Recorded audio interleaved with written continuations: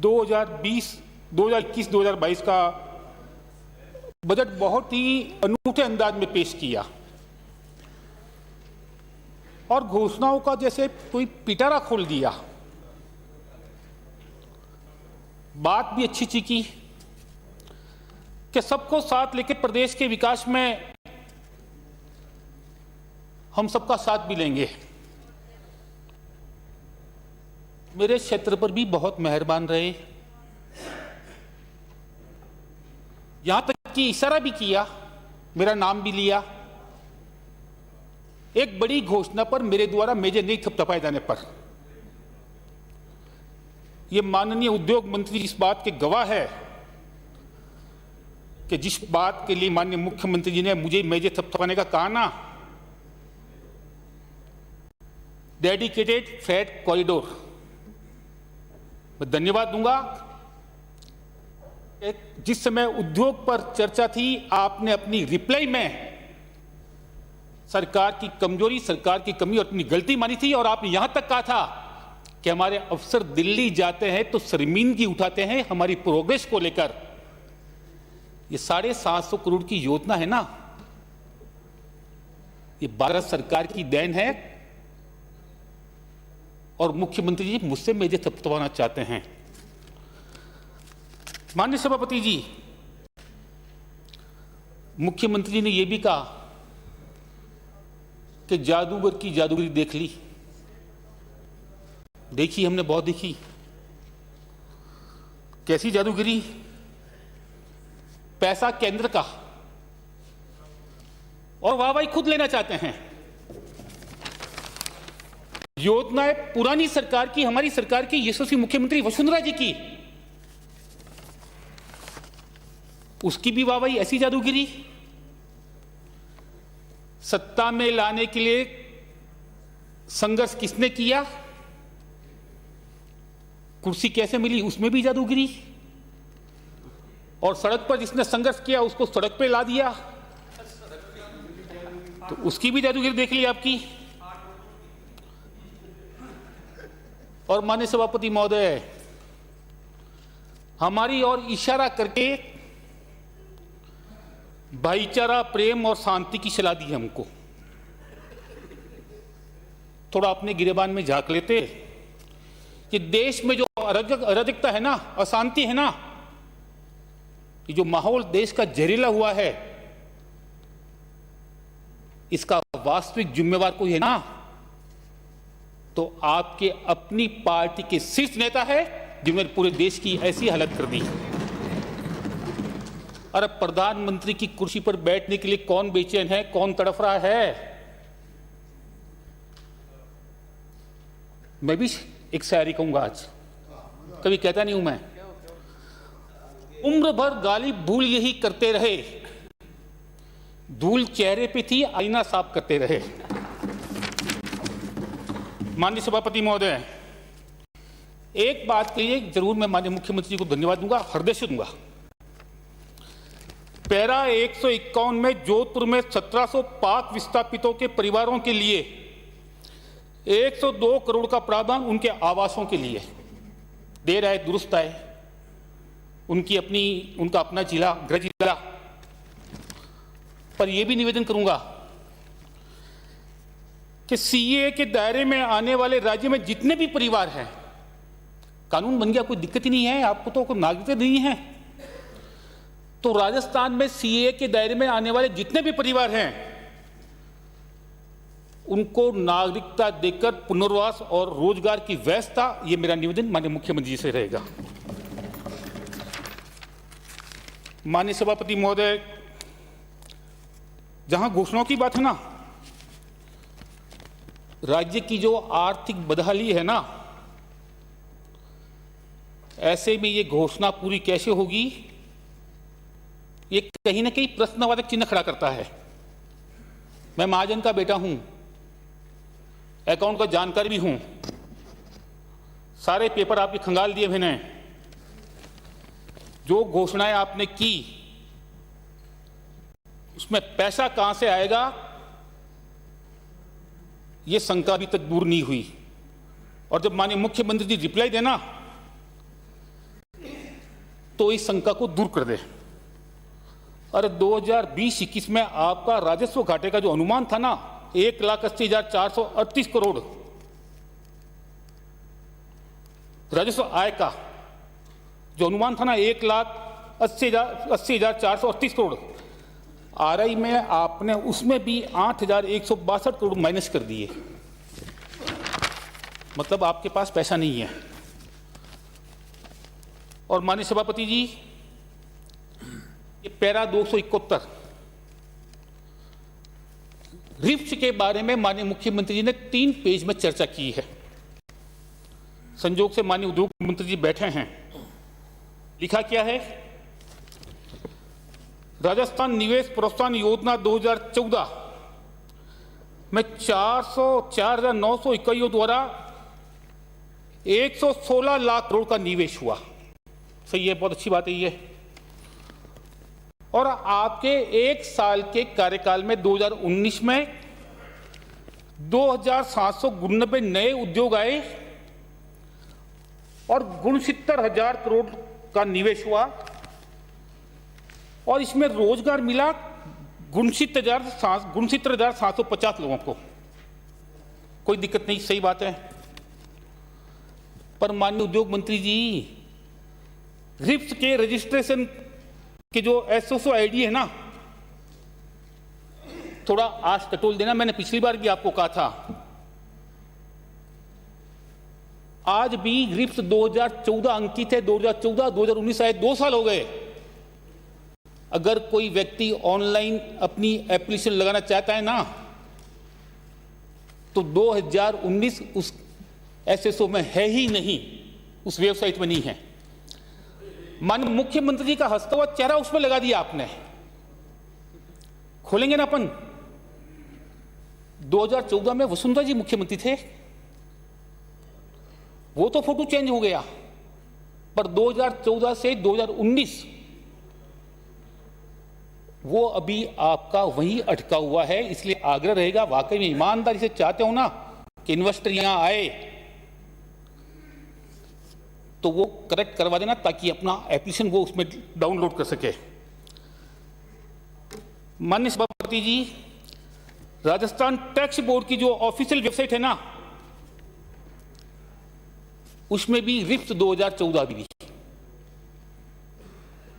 Photo मुख्यमंत्री जी का हंसा हुआ, बिल्कुल अच्छा, बहुत अच्छा फोटो उसमें दिक्कत नहीं है। जिस आदमी को ऑनलाइन के लिए लॉगिन करना पड़ता है, तो उसमें ई रिप्स 2014 ही आता है। और ऐसी स्थिति में औद्योगिक अपनी त्रैमासिक रिटर्न की फाइल कैसे सबमिट करेगा? कर भी नहीं सकता वो।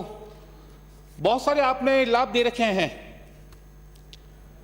लेकिन जब एप्लीकेशन फाइल नहीं होगी तो लाभ उसको मिलेगा कैसे? और माननीय सभापति जी, कैपेटिव इंसेंटिव सब्सिडी के लिए अगर वो कर विभाग में जाएगा ना, तो वहां भी यही हालत। अब आपने पिछली बार कहा था कि ऑफलाइन दे सकता है। अभी टेक्नोलॉजी का जमाना है। 2014 जब दर्ज है, हाँ दिखाई नहीं देता है यहाँ से। और उससे बड़ा दुर्भाग्य क्या, 2014 में भी जिस व्यक्ति ने इंटरेस्ट सब्सिडी के लिए आवेदन किया, एक ही जवाब सब में मिलता है, बजट के अभाव में अभी सब्सिडी दिया जाना संभव नहीं है, आप नए सिरे से एप्लीकेशन लगवा दो।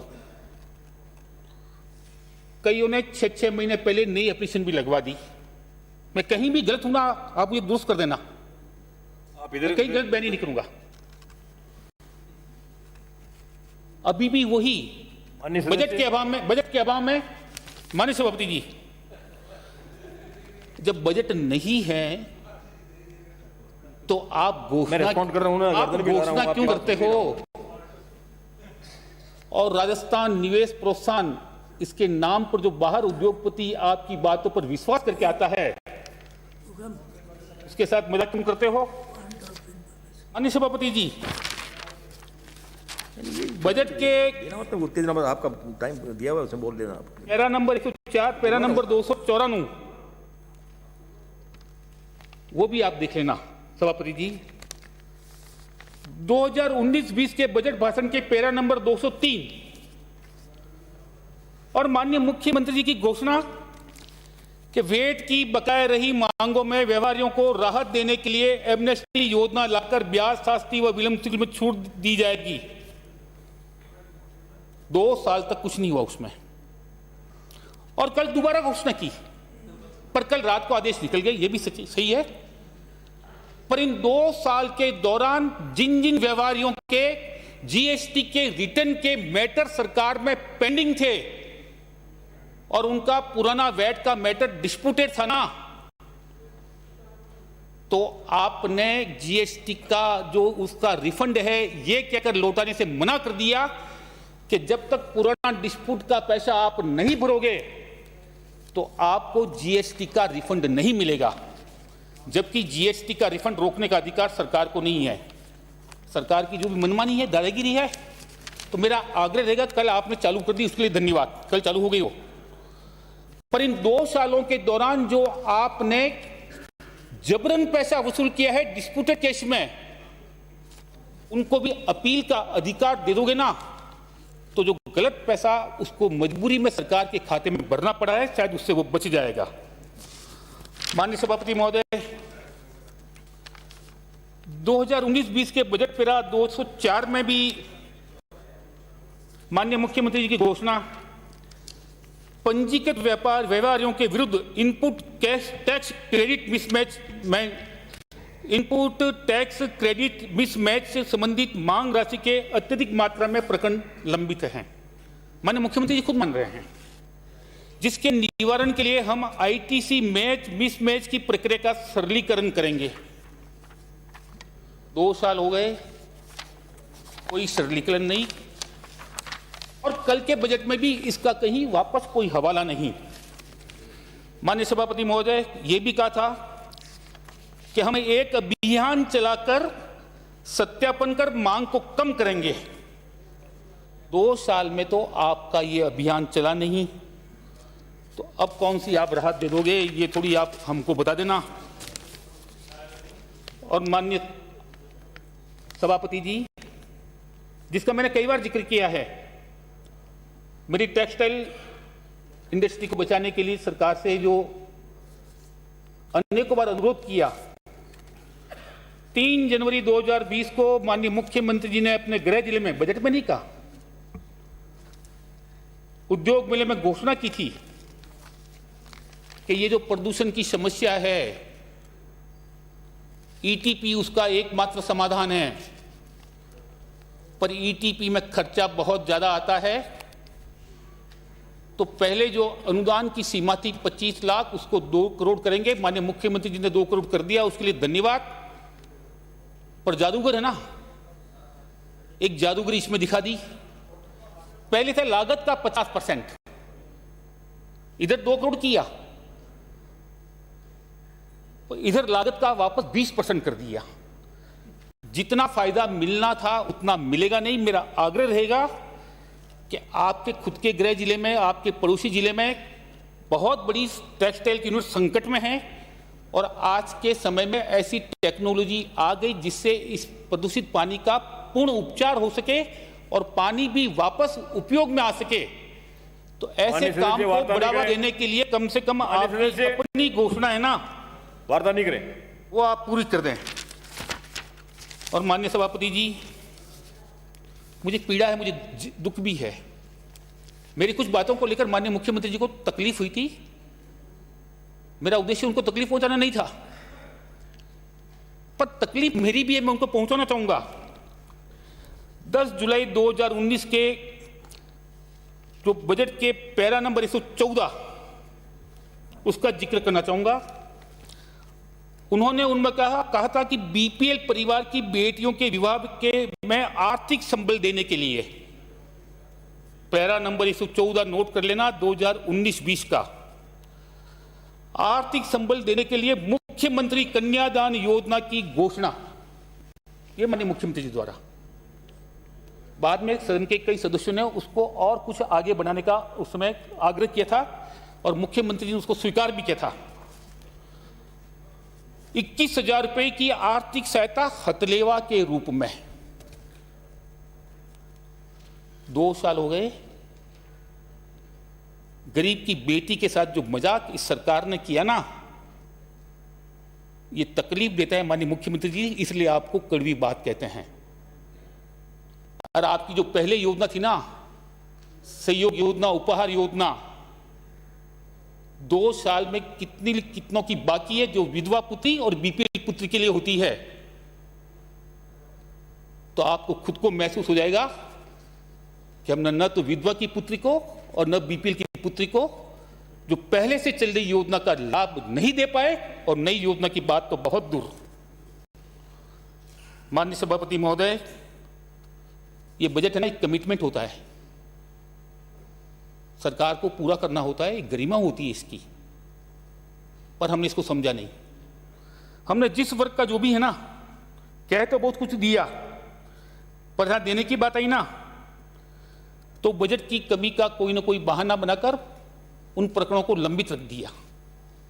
इससे ज्यादा शर्मनाक बात कोई नहीं हो सकती कि सामाजिक कल्याण की योजनाओं में हमने इस वर्ष आरई में 12% की कटौती कर दी, 12% माइनस सामाजिक कल्याण की योजना में। यह कोई मामूली बात नहीं होती। सामाजिक कल्याण की योजना किसके लिए? गरीब के लिए, जरूरतमंद के लिए। हम किसी और में काम कम कटौती, बजट कम कर देते ना, तो शायद इतनी पीड़ा नहीं होती, पर वो काम भी किया। और जैसा मैंने जिक्र किया ना कि महाजन का बेटा हूं, वर्षों से अकाउंट का अच्छा जानकार भी हूं। बजट घोषणाएं और उसमें लगने वाली राशि कहीं दूर दूर तक है ना, इसमें कहीं तालमेल नजर नहीं आता कि जितना पैसा हमारे पास है और जो घोषणा हमने की, हम पूरी कैसे करेंगे, और हम किस प्रकार गिरावट की ओर जा रहे हैं। 2019-20 में जीएसडीपी में ग्रोथ 2018-19 की तुलना में 7% से घटकर 5% रह गई। शासन आपको दिया ना, ये गिरावट चालू हो गई। इंडेक्स देते ही आपको इसके घटने का मुख्य कारण भी पता चल जाता है कि मैन्युफैक्चरिंग में जो ग्रोथ 2017-18 में 5% थी, वो 2018-19 में घटकर 2.9% रह गई मैन्युफैक्चरिंग में, जबकि आपके रिप्स में बहुत उद्योग आए, और 2019-20 में घटकर मात्र 2% रह गई। जब आपका मैन्युफैक्चरिंग है ना, वो भी आप बढ़ा नहीं पाओगे, तो आपकी इनकम कहां से आएगी? कोई भी इंडस्ट्री लगती है ना, तो कईयों को रोजगार देती है। छोटी इकाई भी है ना, 100 को रोजगार देती है, बड़ी है तो 1000 को देती है, और एक पूरी की पूरी चैन आती है उसमें। पर हमारा ये ग्रोथ घटा है। जब इंडस्ट्रियल ग्रोथ घटेगा तो आपका टैक्स कलेक्शन घटेगा और आपका रोजगार भी है ना घटेगा। अगर इंडस्ट्रियल ग्रोथ बरोबर होगी, जिसकी राजस्थान में अपार संभावना है, अपार संभावना, तो आपका टैक्स कलेक्शन भी घटेगा, बढ़ेगा, और रोजगार भी बढ़ेगा। ये तो एक राहत मिल गई राज्य को। KFRBM में जो प्रावधान था 3% का, क्या आप जीएसडीपी का 3% जो है ना, वो लोन ले सकते हो, वो कोरोना को देखकर 4% कर दिया। उससे आपको 11,000 करोड़ एक्स्ट्रा लोन मिल जाएगा। पर आपका जो कर्जा है ना, और जो आपकी योजनाएं हैं, ये 11,000 करोड़ भी ऊंट में के मुंह में जीरा साबित होगी। और माननीय सभापति महोदय, वर्तमान सरकार पर कर्ज भार भी कितना? 3.82 लाख करोड़, और प्रदेश की कुल आबादी है आपके 7.5 करोड़। प्रति व्यक्ति इस कर्ज का आकलन करें ना, तो राजस्थान का प्रत्येक व्यक्ति 50,333 रुपए का कर्जदार है। 50,333 रुपए का कर्जदार। आपकी आमदनी कितनी, आपका खर्चा कितना, और केंद्र सरकार को आप बार बार अपनी कमी को लेकर उसको कोसते रहते हो। ये सही है कि केंद्र सरकार से आपको पैसा कम मिला। केंद्र करों से आपको मिलना था 17,101 करोड़ रुपया, पर आपको मिला 15,541 करोड़ रुपया कम मिला। कितना कम मिला? 5%। पर आपके अपने कर्ज राजस्व में पिछले 6 महीनों में 32% की कमी आई है। उसके लिए तो केंद्र जिम्मेवार नहीं है, कोरोना जिम्मेवार है। केंद्र ने तो 5% कम दिया, पर आपके अपने राजस्व में 32% की कमी। कहीं ना कहीं आपका जो सिस्टम है ना, उसको दुरुस्त करने की जरूरत है। जब तक अपने खुद के सिस्टम को दुरुस्त नहीं करोगे और केंद्र पर आश्रित होगे ना, तो जो घोषणाएं आपने की वो आप पूरी नहीं कर पाओगे। माननीय सभापति जी, अधिकारी, ये जो 32% की गिरावट है ना,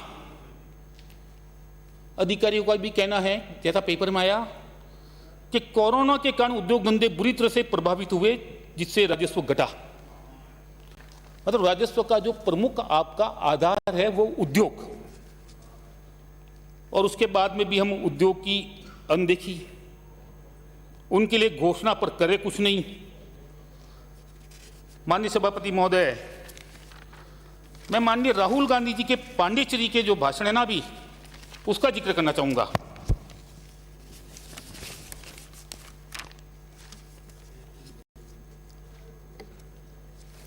जो उन्होंने 17 फरवरी को दिया। पांडिचेरी में सरकार गई वो अलग बात है, जहां जहां पांव पड़े संतन की तहते बंटाधार। 2 दिन वहां भी गए थे, 2 दिन यहां भी रहे, पता नहीं यहां क्या होगा। पर वहां उन्होंने भाषण में कहा था, अगर देश से बेरोजगारी को खत्म करना है, मैं उनके भाषण के सुना रहा हूं, मैं उनका पक्का फैन हूं, कि अगर देश से बेरोजगारी को खत्म करना है और रोजगार के यदि ज्यादा अवसर पैदा करने हैं, तो हमें एमएसएमई सेक्टर को प्रोत्साहन देना होगा। इसके लिए अलग से बजट का प्रावधान भी करना पड़े। ये राहुल गांधी जी कह रहे हैं पांडिचेरी में। अब पांडिचेरी में तो उनकी कोई सुनने वाला रहा नहीं, और पंजाब के मुख्यमंत्री पहले से उनकी सुनते ही नहीं कभी। अब बच्चे राजस्थान में, तो यहां सुनवाई होती है, उनकी बात भी चलती है। तो एमएसई के सेक्टर को प्रोत्साहन देने के लिए जितना ज्यादा बढ़ावा दे सके, जितना विशेष पैकेज देकर उनको मजबूत कर सके, वो करने की बात राहुल गांधी जी ने पांडिचेरी में कही। आप 17 तारीख का उनका भाषण देख लेना। मेरी बात मत मानो, कोई दिक्कत नहीं, पर आपके अपने नेता माननीय राहुल गांधी जी की बात मानकर जो एमएसएमई के लिए आपने रिप्स के में आपने घोषणा कर रखी है, उनकी आप पूर्ति करवा दो, तो शायद हो सकता है कि हम ये जो बार बार का घाटा है ना, हमारा जो ऋण है ना, इससे मुक्ति पा सकें। और माननीय सभापति महोदय, जहां देश एक तरफ मेक इन इंडिया की बात कर रहा है, केंद्र सरकार ने आपदा को अवसर और अवसर को उपलब्धि में बदलने के लिए कितने सारे पैकेज दिए, कितने सारे पैकेज। ये गुजरात, ये यूपी, ये आंध्रा, एक साल के इस कोरोना काल में जिस प्रकार से उन पैकेजों का उपयोग लेकर रोजगार के जो अवसर वहां पैदा किए ना, अपनी एक टीम वहां भेजो कि किस तरीके से वहां उन्होंने रोजगार के ज्यादा से ज्यादा अवसर पैदा किए, तो शायद हो सकता है उनके नक्शे कदम पर हम उस आपदा को अवसर और अवसर को उपलब्धि में बदल सके। माननीय सभापति जी, और माननीय सभापति जी,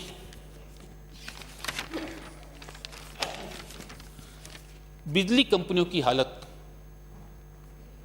सब चिंतित। 90,000 करोड़ का ऋण हो गया हमारे ऊपर, कर्जा देना बाकी। और उससे बड़ी बात है, जो ओवरड्यू लोन है ना, ओवरड्यू लोन जिसको हमको चुका देना चाहिए था, वो 33,000 करोड़ रुपया। पूरे देश में बिजली कंपनियों का ओवरड्यू लोन है 90,000 करोड़, और 35% राजस्थान का बाकी।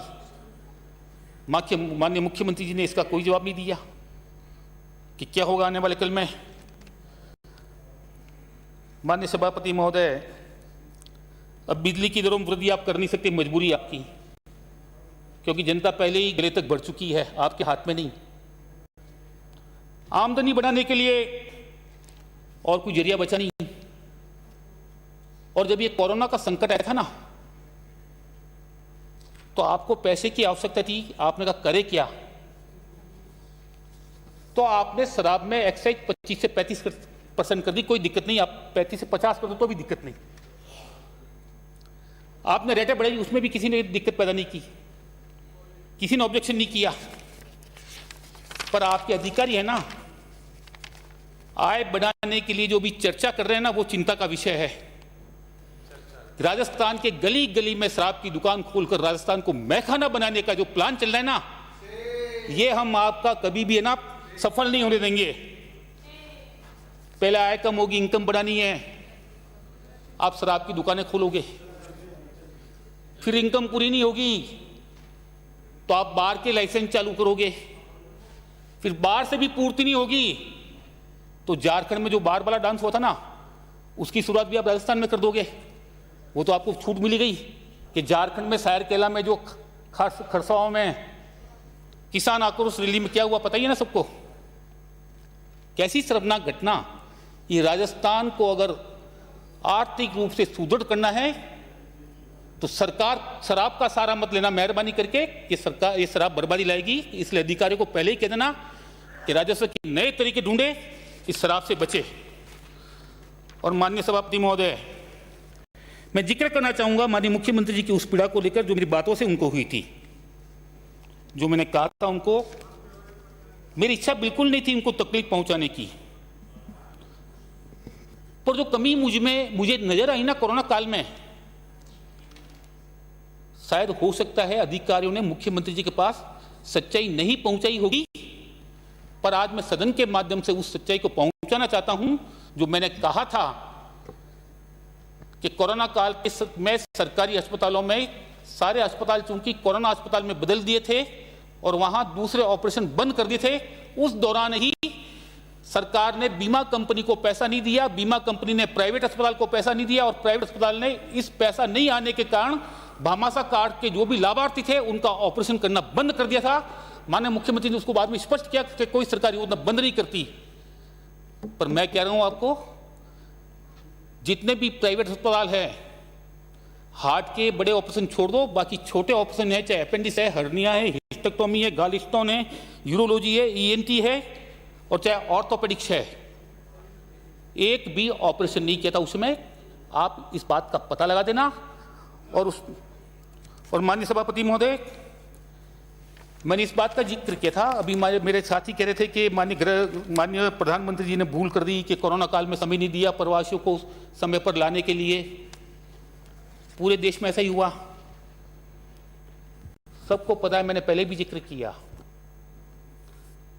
एकमात्र राजस्थान का प्रवासी था, एकमात्र पूरे देश में राजस्थान का प्रवासी, जिसको राजस्थान में लाने के लिए राजस्थान की सरकार ने अपनी ओर से कोई परवाह नहीं की, कोई चिंता नहीं की, कोई प्रयास नहीं किए, कोई योजना नहीं बनाई।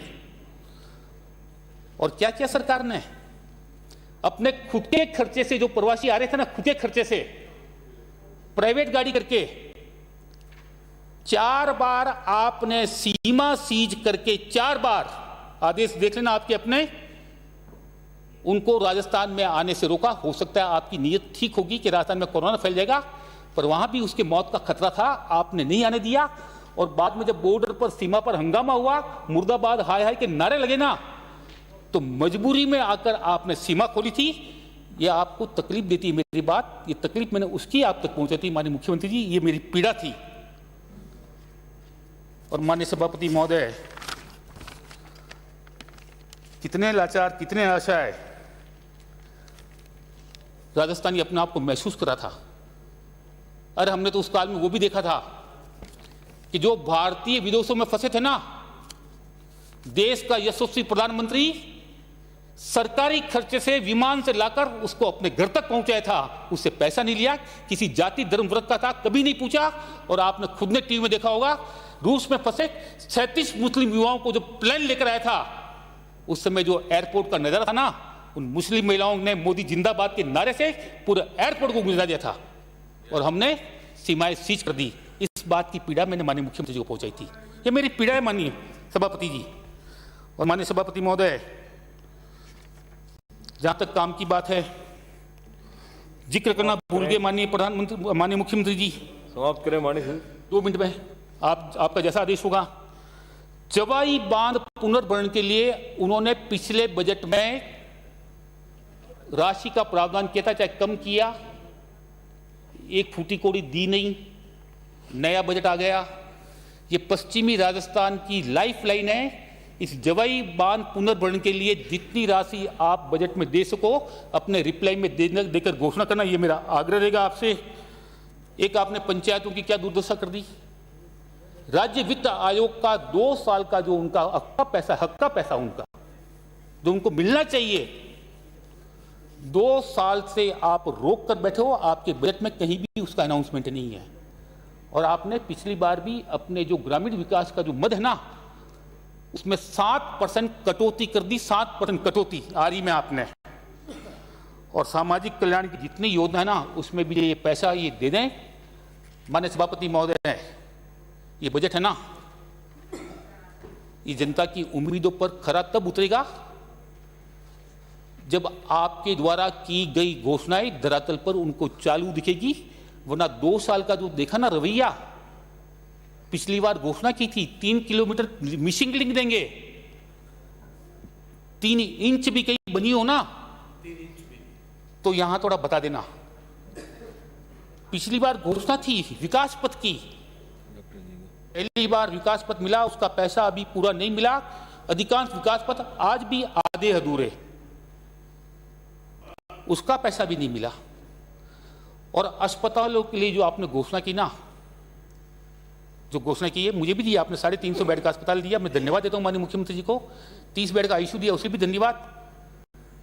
पर कम से कम बजट में एक बात सामने आ जाए कि कितना पैसा केंद्र से मिलने वाला है और कितना राज्य से मिलने वाला है। यह परिपाटी अगर चालू हो जाएगी ना, तो राजस्थान की जनता के सामने पूरी तस्वीर साफ हो जाएगी कि वाकई में इस काम का असली अगर कोई धन्यवाद का पात्र है तो वो भारत सरकार है या राजस्थान सरकार। मैं दावे के साथ कह सकता हूं, इस बजट में जो अधिकांश योजना है भारत सरकार की मदद से होगी। भारत सरकार की बिना मदद आप कुछ कर नहीं सकते। सबको आपको धन्यवाद। जय हिंद। श्रीमती शकुंतला रावत।